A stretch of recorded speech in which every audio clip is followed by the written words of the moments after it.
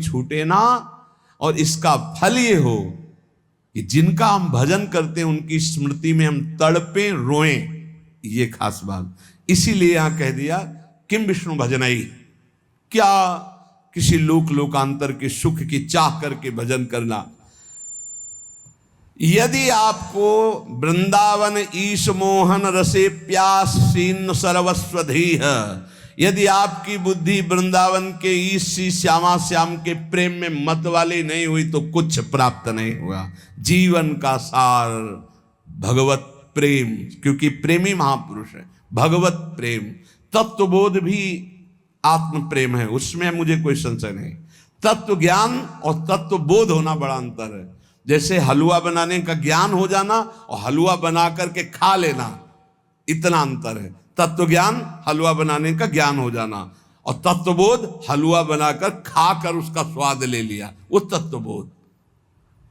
श्री भर्तृहरि जी महाराज कहते हैं कि मुझे लगा था कि मैं बहुत ज्ञानी हूं, संतों के वचन बहुत अमृत में होते हैं।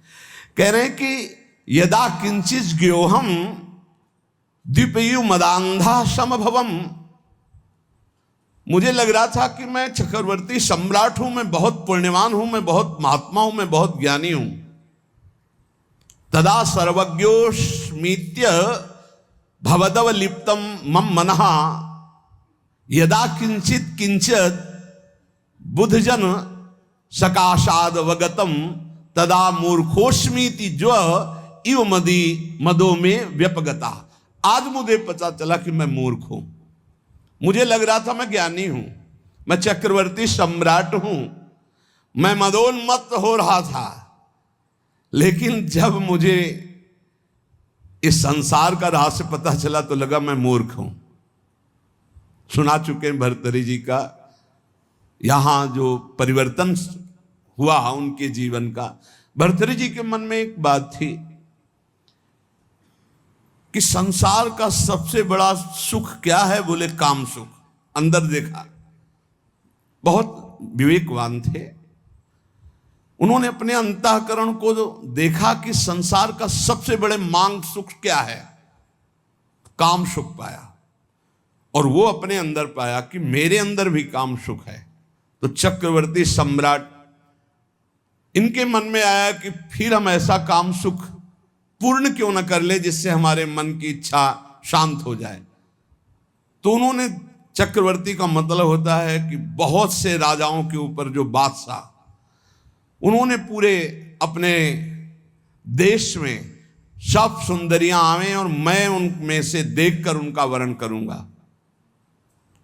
तो विश्व की सुंदरियां सब एकत्रित हुई, उनके माता पिता सब लाए, क्योंकि महाराज भर्तृहरि जी वर्ण करेंगे पत्नी रूप में। सबको देखा, एक पिंगला नाम की सर्वांग सुंदरी भर्तृहरि जी की वहां जम गई और कहा कि आप मुझे अपने पति रूप में स्वीकार करेंगे। तो उसने कहा हमारा अहोभाग्य, बहुत भागवतिक रीति से जो शास्त्रीय पद्धति है पाणिग्रहण संस्कार हुआ। अब ये तो जो भागवतिक पुरुष होते हैं उनके स्वभाव में कुछ अलगाव होता है संसारिक पुरुषों से। वो जिस पे लगेंगे एकदम तन्मय होके लगेंगे, जिस पे लगेंगे। अगर वो भोग में भी लग गए तो उनके जैसा कोई नहीं होगा। आसक्त पुरुष मतलब ऐसा कोई विषयी पुरुष नहीं होगा, स्वभाव होता है। रूप में आसक्त हो गए तो ऐसे आसक्त हो गए ऐसा कोई संसार में नहीं होगा। भोग में आसक्त हो गए तो ऐसा कोई दूसरा नहीं होगा, और विरक्त हो गए तो ऐसा कोई दूसरा विरक्त, मतलब उनका एक स्वभाव होता है। अब जैसे पत्नी में आसक्त हैं तो छाता लेकर बाजार वो स्वयं नहीं जा सकते क्योंकि अदर्शन हो जाएगा। तो पत्नी चल रही सीधे में, वो चल रहे उल्टा में, संसार हंसे तो हंसा करे हर समय पत्नी के मुख में, दृष्टि पत्नी के मुख में। वही महाभागवत हुए, क्या नाम, धनुर्दास जी, क्या नाम था, धनुर्दास जी नाम था। बहुत बड़े महापुरुष हुए फिर, क्योंकि वो सीधा आसक्ति रंगनाथ जी से। तो ऐसा होता है। भर्तृहरि जी बहुत बड़े महापुरुष हैं। अब जीवन का राग उनके हृदय में काम में देखा कि काम, स्त्री आसक्ति, विश्व सुंदरी, सर्वांग सुंदरी पिंगला। उन्होंने ऐलान कर दिया राजकाज विक्रमादित्य देखेंगे, मैं इस बात का अनुभव करूंगा कि क्या सुख इसमें है। क्योंकि बताया ना, अलग खोपड़ी होती है। जो भागवतिक महापुरुष होते हैं उनका चिंतन ही अलग होता है। बड़ी ही सुंदर पत्नी बिल्व मंगल जी की, पातिव्रत धर्म से एक बार नहीं देखा। वो आसक्त चिंतामणि में तो आसक्त, अलग खोपड़ी होती है। अब रात दिन केवल महाराज भर्तरी और पिंगला, और हर खान पान की व्यवस्था, बस पर्दे के अंदर सामग्री रख दो, जाओ। कोई प्रश्न उत्तर नहीं, कोई राष्ट्र की बात नहीं, कोई समाज की बात नहीं। ये अनुभवी जैसे वैज्ञानिक नहीं होते कि जब जिस विषय का शोध करना होता है तो बस उसी में पूरा चित्त लगा देते हैं। समय कट रहा था और मन की चाल होती नवम नवम नवम। मन कभी एक में रमण करने के लिए बहुत काल तक राजी नहीं होगा, उसकी चाल होती नवम नवम भोग।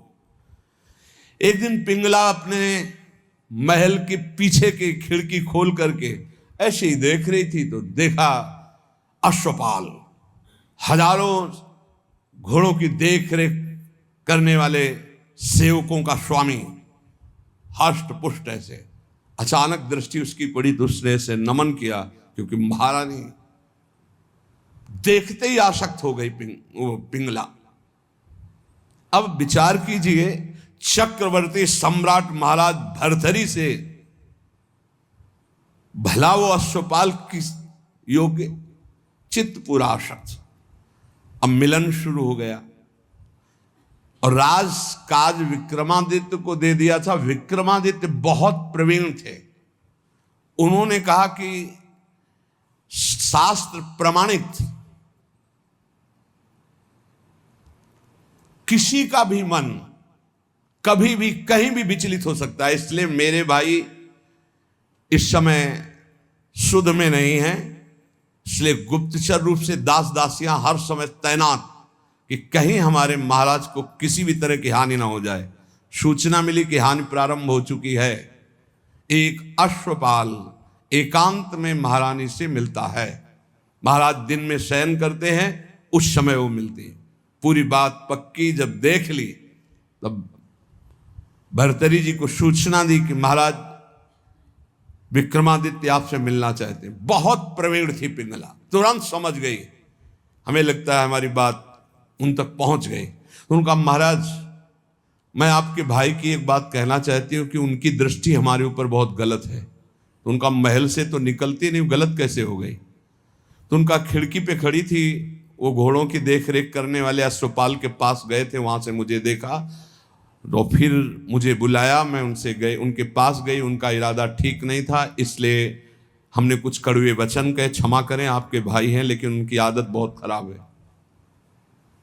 तो उनका ऐसा विक्रमादित्य कर सकता है? जान न जाए, ये भगवान की माया विचित्र है। विक्रमादित्य बोले भ्राताश्री आपके साथ छल हो रहा है। बोले हाँ मुझे पता है छल हो रहा है, तुम्हारे जैसा नीच भाई होगा तो छल क्यों? यही बताने आए हो ना कि पिंगला आचरणहीन है। भाई आपको पता है? बोले पता है मैं कि तू आचरणहीन है। मेरा आदेश है कि ऐसे भाई को नगर से निष्कासित कर दिया जाए, कभी हमारे नगर में मुंह मत दिखाना। इतने आसक्त थे पिंगला पे भर्तरी जी महाराज। विक्रमादित्य कुछ बोल ही नहीं पाए कि ये क्या। बड़े बड़े जो मंत्री थे उन्होंने बोलने की हिम्मत नहीं रह गई कि जब भाई के प्रति ऐसा इनका, तो कोई नहीं बोल पाया और निकाल दिए गए। पर मंत्रियों ने उनको सुरक्षित रखा। एक दिन जब असलियत का पता चलेगा तब ये रोएंगे, उसी समय मैं आपको सामने पेश करूंगा।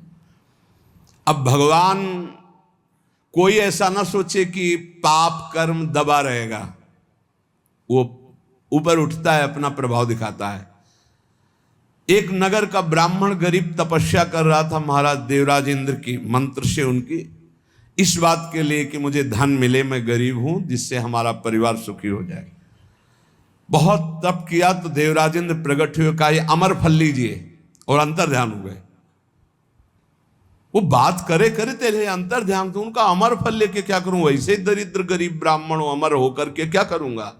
तब विचार आया कि अगर ये अमल फल महाराज भर्तरी को पवा दे तो धर्मात्मा वीर राजा वो अमर रहेगा, हमारे देश की सुरक्षा होगी और मुझे धन मिल जाएगा। ये अच्छा लगा। वो गए, महाराज की जय जयकार। पहले राजाओं के दरबार में या महल में ब्राह्मणों के लिए, ऋषियों के लिए, महात्माओं के लिए निषेध नहीं था, उनके लिए नहीं था कि हम आज्ञा लेकर आए। अंदर प्रवेश किए, नजदीक दासी ने कहा कि कोई विप्र देवता पधारे। उठकर प्रणाम किया, कैसे आगमन हुआ, आज्ञा कीजिए। उनका प्रभु मुझे ये तपस्या के द्वारा अमर फल मिला है और ये मैं आपको पवाना चाहता हूँ, इसके बदले में धन चाहता हूँ। आदेश कर दिया जितना इनको धन चाहिए दे दिया जाए। अमर फल लिया और विचार किया मैं खा के क्या करूंगा अमर होके, क्योंकि मेरी आसक्ति तो पिंगला पे है। पिंगला से कहा तुम अमर फल खा लो, जब तक मैं जीवित रहूंगा तब तक तुम्हें देखता रहूंगा। पिंगला ने कहा ऐसे थोड़ी अमर फल खाया जाता है, स्नान करके मंत्रानुष्ठान करके लाओ हमें। तो उनका नहीं, पालो मेरे सामने। बोले तो इतना विश्वास नहीं है। अब बस प्यार में तो दम होती है, नहीं विश्वास पक्का है तो फिर आप निश्चिंत रहिए। पिंगला ने सोचा मैं क्या करूंगी खा के, मेरा दोस्त अगर पालेगा अश्वपाल वो बढ़िया। एकांत में मिली अश्वपाल को, क्योंकि कांटा विक्रमादित्य थे, वो तो नगर निष्कासित हो गया, बिल्कुल स्वतंत्रता थी। महाराज इस रास्ते से बेशुद्ध थे। और अश्वपाल ने उस अमर फल को लिया तो उसने विचार किया कि मैं क्या करूंगा। और महाराज की नृत्यांगना ऐसी सुंदर थी जिससे आसक्ति थी। मिला और कहा देखो ये अमर फल मुझे मिला है, आप पालोगी तो जब तक मैं जीवित रहूंगा आपको देखता रहूंगा, मिलता रहूंगा। ठीक है। नृत्यांगना ने सोचा जिसके दरबार की मैं नृत्यांगना हूं, अगर वो महाराज अमर रहेंगे तो हमारा जीवन सार्थक रहेगा और महाराज मुझे बहुत सम्मान देंगे जब मैं अमर फल दे दूंगी। उसने प्रार्थना करवाई कि आपके दरबार की नृत्यांगना मिलना चाहती है आपसे। बुला लिया, कहा महाराज ये अमर फल। महाराज ने कहा तुझे अमर फल कहां से मिला, ये अमर फल सत्य बोल तुझे कहां से मिला। महाराज मुझे तो अश्वपाल ने दिया, मेरा वो दोस्त है, मेरा मित्र है उसने। और उस समय पिंगला वहां नहीं थी। तुरंत अमर फल लिया और बोले तुम्हें जो संपत्ति चाहिए हम देंगे, कल हम दरबार में आते हैं। दरबार में गए, सब सभा एकत्रित, वर्षों के बाद आज दरबार में आए थे। तब उन्होंने कहा बुलाया जाए जिसको अश्व जो घोड़ों की सेवा में आया।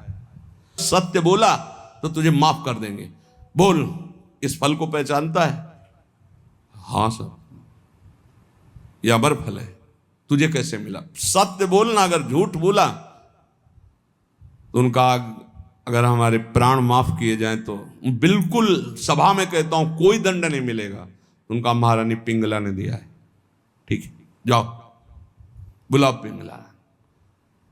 अब वो तो सज धज के आ रही थी कि आज दरबार में पार्श्व में विराजमान होंगी सिंहासन। गए कटघरे में खड़ी हो करो ऐसा, और तलवार निकाला और कहा देखो मेरे देश के विप्र ने तपस्या की थी, अमर फल दिया था, इनको पवाया था, ये अमर है और मैं काटूंगा, ये मरेगी नहीं। ये अरे महाराज क्यों, क्या तुझे अमर फल पर विश्वास नहीं? सर झुका दे। कहां है वो अमर फल? सत्य बोल तो तुझे माफ करो। बोले अश्वपाल को दिया था। क्या मेरे से श्रेष्ठ है अश्वपाल? मैं चक्रवर्ती सम्राट भर्तरी तेरे योग्य नहीं रहा? धिक्कार है ऐसी बात। तभी कह रहे यदा किंचित व्योहम द्विपयु मदांधा संभवम। मैं मदांध हो गया था, अपने को ज्ञानी समझता था, अपने को बलवान समझता था, अपने को राजा समझता। उसी समय भर्तरी जिनका धिक्कार है। मैं चक्रवर्ती सम्राट, मुझसे पिंगला तृप्त नहीं, पिंगला से अश्वपाल तृप्त नहीं, अश्वपाल वैश्या से प्रेम करता। धिक्कार है। कहां प्यार है, कहां अपनापन है। और मुकुट उतार के रखा और कहा कि आज अगर विक्रमादित्य होते तो मुझे ये चिंता नहीं होती कि मेरे राज्य का क्या होगा। तब मंत्रियों ने कहा आप महाराज निश्चिंत रहें, व्यवस्था पूरी, विक्रमादित्य सुरक्षित है। तो उनको यहाँ विराजमान करो, मैं एक क्षण भी ऐसे प्रपंच में नहीं टिकूंगा। महावैराग्यवान होकर भर्तरी जी के श्लोक वैरागियों के अमृत है। वो कह रहे हैं कि मैं बिल्कुल अज्ञानी था, मदोन्मत्त मदांध था। उस समय मेरा मन यही सोच रहा था कि मुझे बहुत ज्ञान है, मैं बहुत प्रवीण हूं। लेकिन आज जब भगवान शंकर की कृपा से ज्ञान हुआ, तब मुझे लग रहा है कि मैं घोर अज्ञानी, घोर विषयी मदांध था। मेरा अहंकार दूर हो गया कि मुझे ज्ञान था। आज असली ज्ञान हुआ मुझे। भर्तरी जी कह रहे, एषाम न विद्या न तपो न दानम ज्ञानम न शीलम न गुणो न धर्मा ते मर्तुलोके भुवि भार भूता मनुष्य रूपेण मृगाश्चरन्ति। जिनमें न भागवतिक विद्या है, न भगवत तत्व का ज्ञान है, न शील है, न गुण है, न भागवतिक धर्म है, तो मृत्यु लोक में पृथ्वी में भार बने हुए मनुष्य रूप में वो पशु हैं साक्षात। न भजन है, न धर्म है, न राष्ट्र सेवा, न भगवत सेवा, न समाज सेवा, बोले पशु हैं साक्षात। मनुष्य रूपेण मृगाश्चरन्ति, रूप तो मनुष्य का है लेकिन पशु है, राक्षसी भाव है। जाड्यम धियो हरति सिंचति वाच सत्यम मानोन्नतिम दिशति पापमपा करोति चेतः प्रसादयति दिक्षु तनोति कीर्तिम सत्संगति कथय किम न करोति पुंसाम। यदि संत पुरुषों का संग मिल जाए तो किसका नहीं उपकार हो जाएगा, अर्थात किसका नहीं मंगल हो जाएगा, अर्थात सबका हो जाएगा। क्योंकि संत पुरुषों के संग से बुद्धि की मूर्खता का अपहरण होता है, जड़ता का अपहरण होता है। सत्संग से वाणी में सत्य का संचार होता है। सत्संग से सबको सम्मान देना आता है। सत्संग पाप को दूर करता है। सत्संग चित्त को आह्लादित करता है, क्योंकि चित्त से वो प्रभु का चिंतन करता है और समस्त दिशाओं में कीर्ति फैल जाती है सत्संगी महापुरुष की। इसलिए धन्य है जिसको सत्संग प्राप्त हो गया। भोगा न भुक्ता वयमेव भुक्तास तपो न तप्तम वयमेव तप्ताः कालो न यातो वयमेव यातास तृष्णा न जीर्णा वयमेव जीर्णा। हमने भोगों को नहीं भोगा, भोगों ने हमको भोग लिया, किसी काम का नहीं रखा। तप नहीं किया, तप्त होते रहे, जलते रहे। काल व्यतीत नहीं हुआ, हमारा जीवन व्यतीत हो गया। तृष्णा नहीं मरी, हम जीर्ण हो गए, वही भोग वासना। इसलिए भक्तिर्भवे मरण जन्म भयम हृदिस्थम स्नेहो न बंधुस न मन्मथला विकारा संसर्ग दोष रहिता विजना वनांता वैराग्य मस्तिकिमतः परमर्थ नियम। सबके आदि कारण भगवान का भजन करो, मान लो मेरी बात, वही तुम्हारे हृदय से जन्म मृत्यु का चक्र मिटा देंगे। यहां कोई तुमसे प्यार नहीं करता, भर्तरी जी कह रहे हैं, उनका अनुभव। ना कोई तुम्हारा यहाँ भाई है, न बंधु है, न कुटुंबी है, न पत्नी है, न पुत्र है। केवल माया ममता का विकार रचकर तुम्हें भगवत प्राप्ति से विमुख करने का नाटक कर रही है। हृदय में एक काम विकार का अभाव कर दो, कुछ नहीं है इसमें, केवल माया नाटक के द्वारा समय नष्ट कर रही है। कामिनी के कमनी कलेवर को देखकर जिसका मन आसक्त हो गया वो क्या करेगा। ये संसारिक लोग केवल शरीर संसर्ग जनित सुख में ही अपने जीवन को नष्ट कर देते हैं, वो परमात्म सुख को नहीं जानते। ये शरीर कोई अपना थोड़ी है, इसमें कोई सुख है। बहुत विचित्र है, प्रवचन कर लेना सरल है, सुन लेना सरल है, आसक्ति हटाना कठिन है। शरीर अविद्या है, केवल अविद्या। ये जो आप देख रहे हो, अविद्या का भोग ही एक लक्ष्य बना हुआ शरीरधारियों में। परम विद्या भगवान के आनंद की हमारे अंदर मांग है, इसलिए हर भोग के बाद हमें घृणा हो जाती कि यार शायद इसमें सुख नहीं। शायद इसमें सुख हो, इसमें सुख नहीं। पूरा जन्म जन्मांतर व्यतीत होते गए, आज तक नहीं वो मिला सुख, क्योंकि हमारे अंदर जो मांग है वो परमात्म सुख है। परमात्म सुख प्राप्त करने के लिए मानव जन्म मिला है। इसीलिए श्री भर्तृहरि जी कह रहे हैं, अगर सुख है तो राग रहित होकर वैराग्य में सुख है। जब तक शरीर स्वस्थ है तब तक भगवत प्राप्ति का उपाय कर लो, नहीं धोखा हो जाएगा।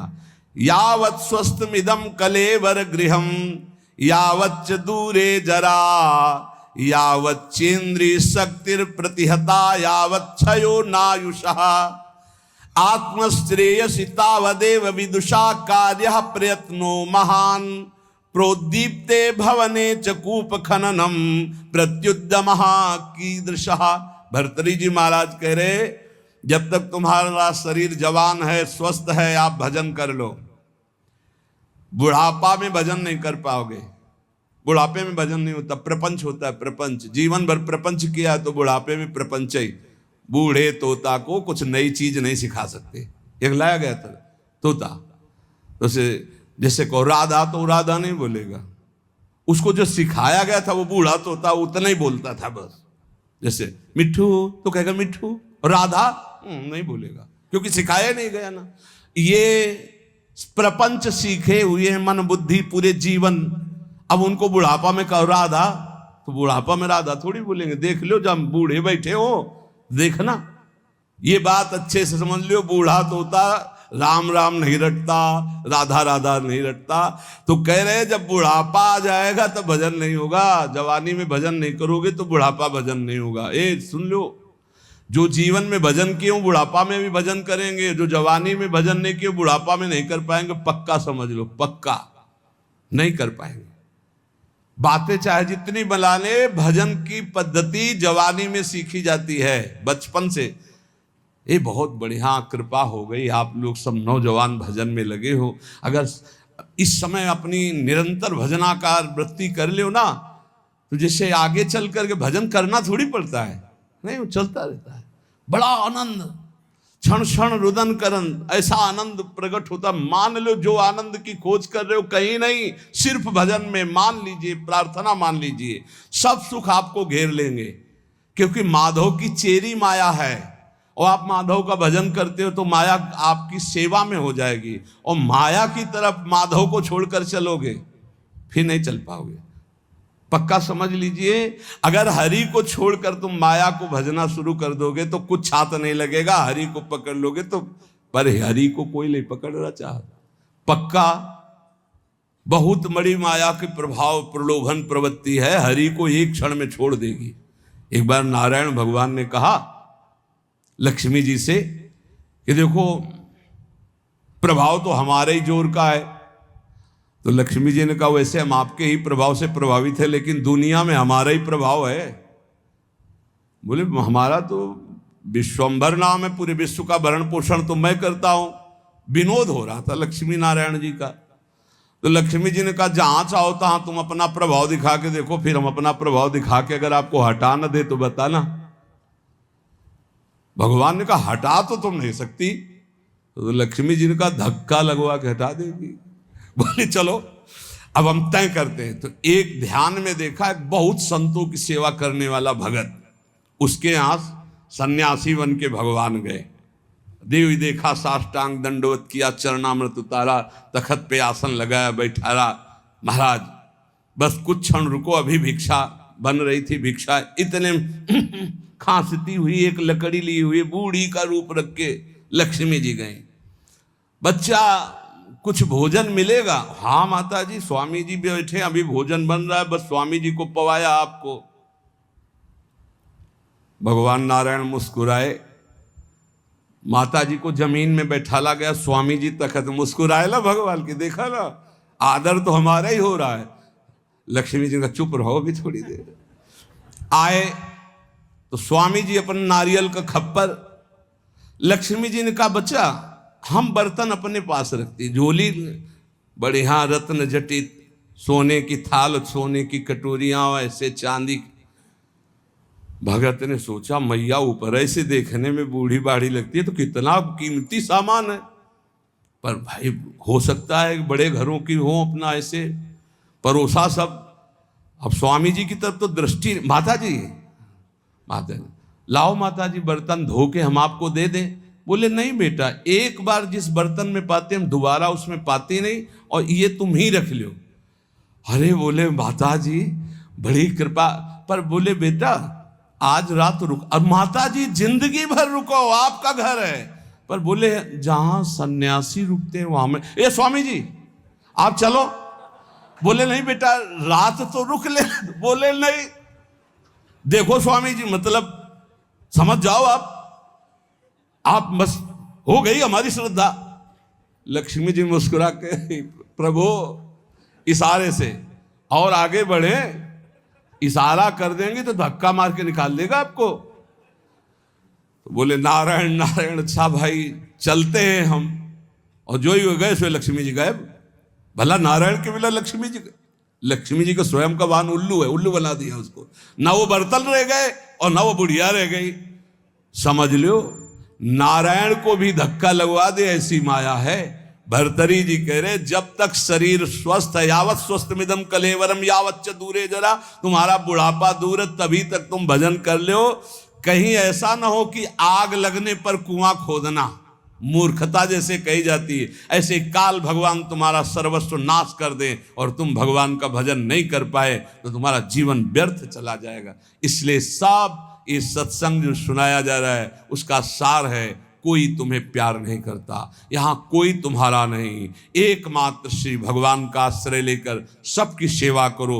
जो तुम्हें कर्तव्य कर्म मिला, तुम किसी के पति हो, किसी के पुत्र हो, किसी के परिवार के कोई सदस्य हो, अपने धर्म का पालन करो, सब में भगवत भाव करो, नाम जप करो। इसी